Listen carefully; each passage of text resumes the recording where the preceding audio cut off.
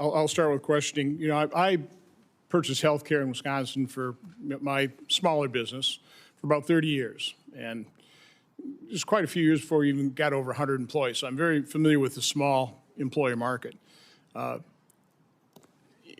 We actually had, for 1 year, when one of the companies was really trying to buy share, where we had $0 deductibles. I mean, literally, everything was covered. There was no deductibles. There was nothing. I think next year they raised premiums 40%. We had to, switch over. But we were talking about $100 deductible per person with out-of-pocket maximum of a couple thousand. I think when I left in 2010, the most I ever remember was a couple deductibles, $2,500 per person with an out-of-pocket maximum about $5,000. Again, it's off the top of my head, but again, nothing like you're describing right now. So I would like to, and again, appreciate you working with our staff trying to fill in the details here, but I'd just like to kind of get a feel for, what your current situation is and kind of where you've been in terms of healthcare. So going back to 2013, I'm showing you the rate of increase since the implementation of Obamacare. What kind of insurance did you have in 2013? Yeah, in 2013, our gym was a bit larger. It's a racquetball gym, so I don't know if any of you play racquetball. You probably don't know many who do. Therefore, it has gotten to be much smaller. And back in 2013, we did have employee-sponsored healthcare at that time. Okay, so you had employer-sponsored? Yeah. Did you contribute anything to it? I did, and it was actually really... I don't expect you to remember. Do you remember approximately? No, I sure can, and I remember this because my husband and I weren't married yet.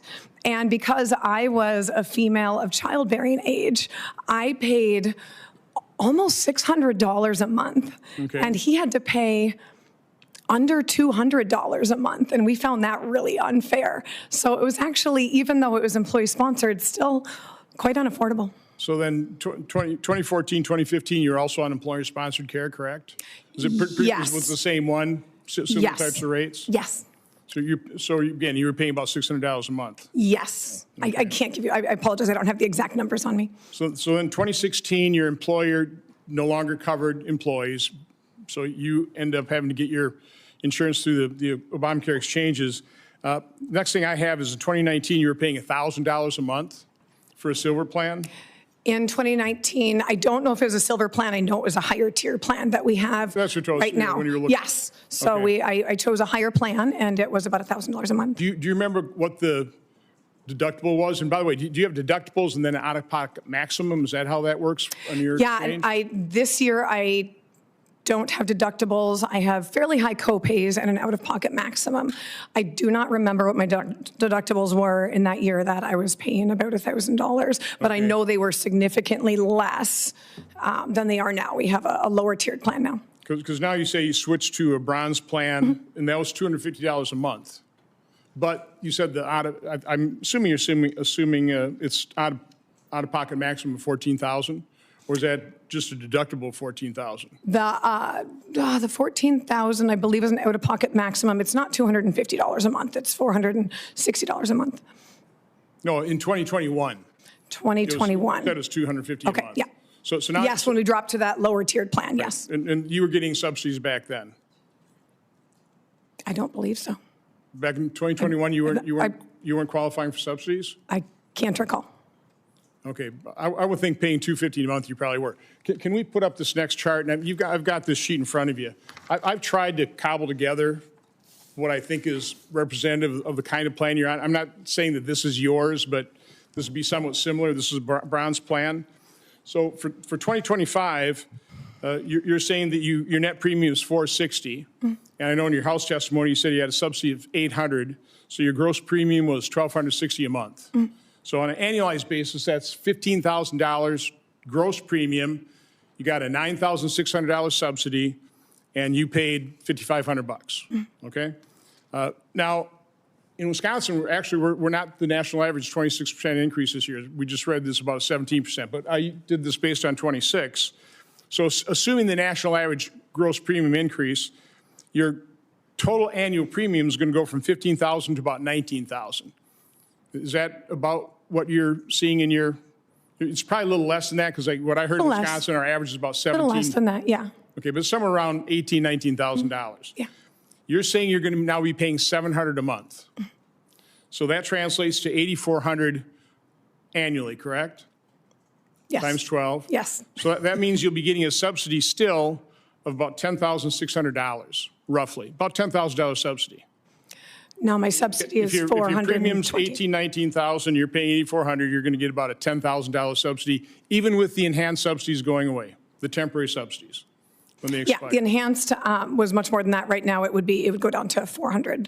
Okay, the last column is, what I did is I deflated the $19,000 back to 2013.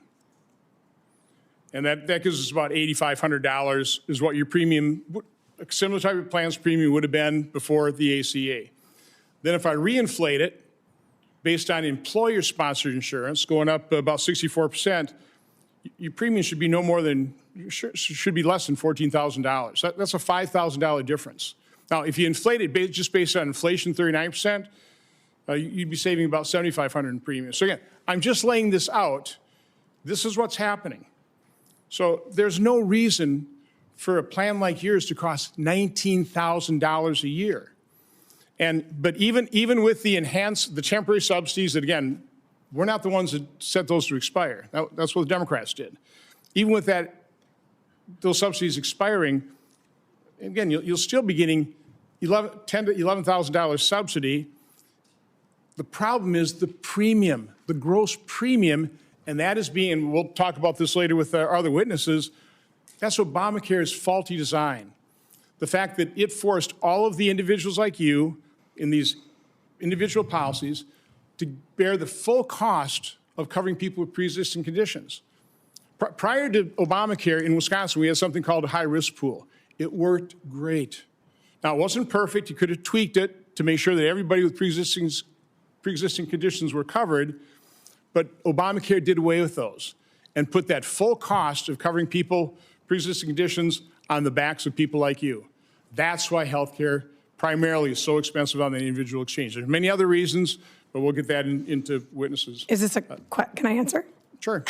I know it wasn't exactly a question, but again, I'm not here to speak on, I'm clearly not an expert on why the co-pays and why the premiums and everything are rising. But I do know that the Affordable Care Act is the only option for coverage for my family. It's the only option for coverage for Huntington's disease families, for entrepreneurs. And I would really hope that lawmakers would work together to help rein in this corporate spending to help bring that down. And quite honestly, yes, the premiums are going up, but so is my gas, so is my electricity, so are my grocery prices. And I don't feel like the answer to this is to increase our premiums more. I know you said this is Democrat sponsored, but Republicans and everybody have the power to pass this extended premium tax credit so our bills don't go up even more. I'm not here to fix this today, but please help us for 2026. The reason this is your only option is because Obamacare made it your only option.